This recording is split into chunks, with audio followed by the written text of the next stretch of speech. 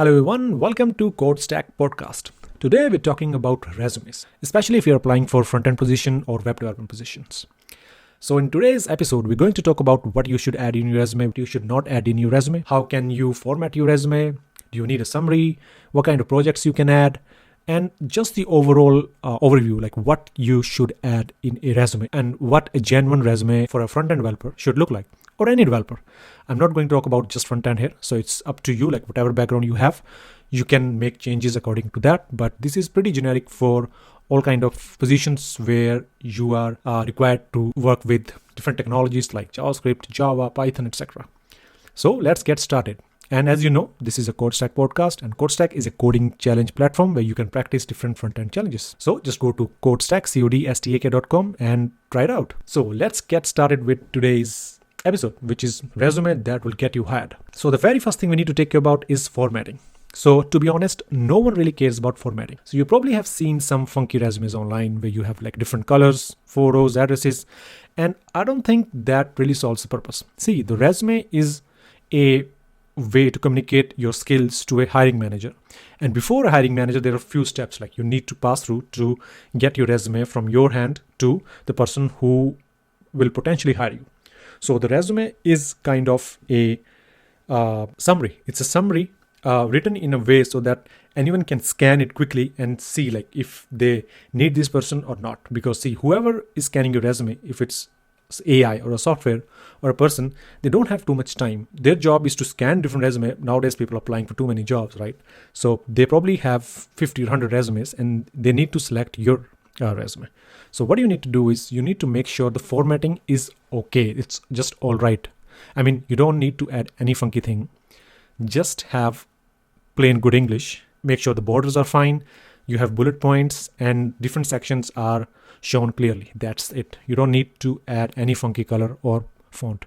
The only thing I would advise is to add boldness. So if you have a technology like you're working in, make sure you add that in bold letters. As you're working with React, so you make sure you add React.js or whatever in bold.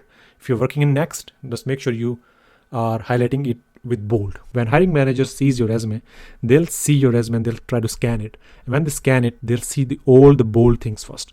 So if you already have written down all the technologies which they are looking for, so it's probably they will select your resume because you have worked with all those technologies they are looking for. So that's a tip number one. And second tip is, do you need a summary? So I used to have a summary in my resumes, and I'm thinking, I think we don't need it. Yeah, I think we don't need summary. I mean, it's taking the top of your real estate, which is very expensive. See, at the top, it's your name, city, and your phone number and email, LinkedIn, GitHub. Those things are fine. You don't need to put address. So below that, you don't need summary. I will even remove summary from my resume. You can have your education or you can have your experience after that. So if you are brand new, you don't have any experience, then I would put education above experience. But if you have experience, then I will put experience first and education at the bottom, because see, they're probably looking for more experienced person. So there's no point I'm giving them education first when I know they're looking for experience. So I'll put the education probably at the last or second last place. And then you'll have your skills, whatever skills you have. And then you can add your projects, and then you can add your education. So this is like how I will structure my resume, because I have some experience. And if you don't have any experience, I will put your name first, your phone number, address, also no address. Yeah, make sure you don't add. You just need to write the city where you live in. No need to put address. Your phone number must, your email must, your LinkedIn, your GitHub. Those are optional, but if you put LinkedIn, I mean, everyone will try to search you on LinkedIn. So why not just put your LinkedIn? If you don't have any experience, see, experience is anything which someone paid you. If someone paid you like $5, that's experience because someone paid you, right? You can say like it's a community project. If you don't have any experience, maybe it's an internship. We can talk about later on, if you don't have any experience, what should you add in your resume? And then you can add your skills, and then you can add your projects, whatever projects you work in. There are different projects I'd recommend, but today I'm just focusing on resume, what you should not add. So in next few episodes, we'll probably talk more deep in projects as well as experience. I think I'm going to talk more about experience in next episodes. Okay, what is the purpose of resume? So resume you write so that you can impress someone with your skills. See, you can't phone them, you can text them, you just have a paper, and you need to make sure that person reads whatever you write in the paper. And you need to make sure whatever you write is firstly is correct, truthful. I mean, don't just add fakeness into your resume, because see, if you get to the interview, they'll ask you a question about your experience and you won't be able to answer them. So yeah, don't write anything which is not true. If it's something is true, yeah, just write it. And so make sure you talk strongly about yourself. Yeah, don't just say, oh yeah, I worked on a small project in a small team, I deliver a small feature. Yeah, don't do that. In your resume, just write like you are the best person, you're the best React developer, you're the best JavaScript developer, even though you're not, right? I'm not a best React or best JavaScript developer, but I write in a way that someone who's reading will know that, okay, this person knows what he's talking about. So make sure you do that. And then like pump technical jargon, yeah, as much as you can. There is no limit. Yeah, you can, and always start with the action word and like include large numbers. Like, okay, I delivered a feature which used by 100,000 users. I mean, there should be some truth. There should be some truth to that, right?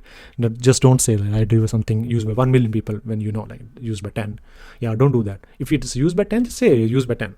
Yeah, you can't change that. But I mean, someone using it, so it's a good feature. I'm hoping, right? And so your resume goes to HR first. So sometimes you make sure that you write those technical jargon so that when HR reads your resume, they're like, oh, this guy knows something. I mean, if you again like talk like you don't know anything, then HR will not recommend your resume to the next step or the hiring manager. So HR will scan it, and it's most probably HR who will call you like on your number. Like if they select you, they'll call you and do like a mini 5-10 minutes interviews and ask you a question about your resume. So make sure if it's HR, you just write in strong bold letters, or if they call you, just explain whatever like you need to explain. And also show impact, like what you delivered something, what happened after that? Did it increase revenue? If you have the numbers, I mean, the thing is sometimes you don't have the number, and I see this advice a lot of people giving, that just write like you increased decreases the defect by 30%. Like how did you calculate 30%? So this is just rough estimation, I think, because no one will say that I reduced 30% what last year, 6 months. There are no way to calculate those numbers. So I think don't write too much. If you have something strong, you can say, okay, due to like the feature I put in, or the technique I gave it to team, maybe you added some automation testing and that increased the speed, or you added some GitHub actions that reduces the time going from deployment to production. So if you did all those things, yeah, speak about that and give them some rough estimate. Okay, I think my solution decreased the time by 10%, 20%. So then you can talk further about those points, because see, that's the thing. Every point you write, they can ask you a question about those points. So make sure you write all those points which you're confident about, and you can pack those points with some facts. And another thing is make sure you tailor your resume as per the job. So if you have, let's say you're applying for a front-end position, sometimes a front-end position, they're looking for more of a developer who has worked on CSS.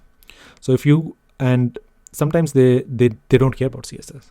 So if you know like someone like maybe they're looking for a person in their design team, right? So if you show them like you have some design experience, that's better than not showing them. So tailor your resume as per job. I know it's hard. Like if you have like 50 jobs to apply, it's really hard to tailor your job for 50 applications. I mean, that's hard. I can understand. But like if something you can change, do that. Yeah, don't be lazy. If you can change that, do that. I think that will surely impact your chance of getting the interview. Because see, the overall purpose of resume is not to get hired, is to get interviews. That's the sole purpose of a resume. Once you get the interview, they'll see your resume, they'll ask question, but now it's up to you, not your paper. So your job is to get the interview, and to get the interview, just have your resume. And these are the few things you need to add. First of all, your GitHub and LinkedIn. As I told you, they will search you on LinkedIn. So why not put it there so that they can easily find you? And you should optimize your LinkedIn. I'm not too sure how to optimize LinkedIn. I'm still learning it.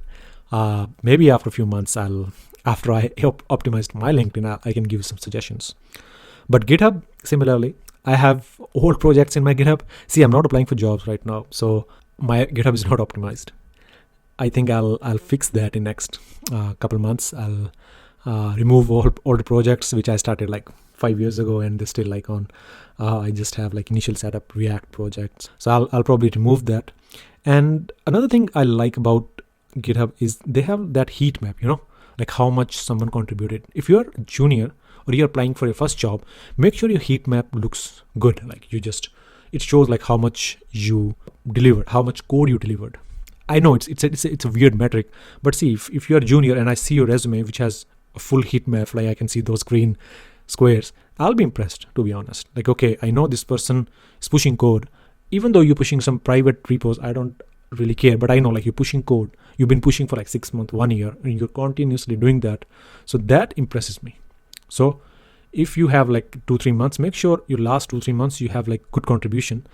And I'm not saying you have to do open source. I mean, it's hard if you're junior to get something approved in a big open source project is hard. So I would say start your small things, make them public, put them on Vercel or Netlify so that anyone can see what you're building. And don't just put like calculator or to-dos app. Make some SaaS projects small. Now you have AI, right? You can leverage those technologies and create something. You can talk about those projects in an interview. Yeah, so don't just copy paste AI and just push it, because if someone reviewing it, they'll know that, oh, this is written by AI.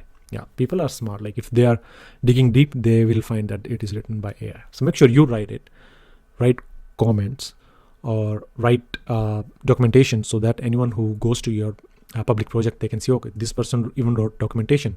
So they're serious about that. If you have some customer, someone using it, just write about that in your resume as well. I think that's pretty much summarize everything. I just wanted to make sure like you know these things. I wanted to quick so that you can just go through, find those mistakes and fix those things. So I think that's it from today's episode. I will see you next time with a new topic. Thanks a lot for listening to me. I'll see you next time.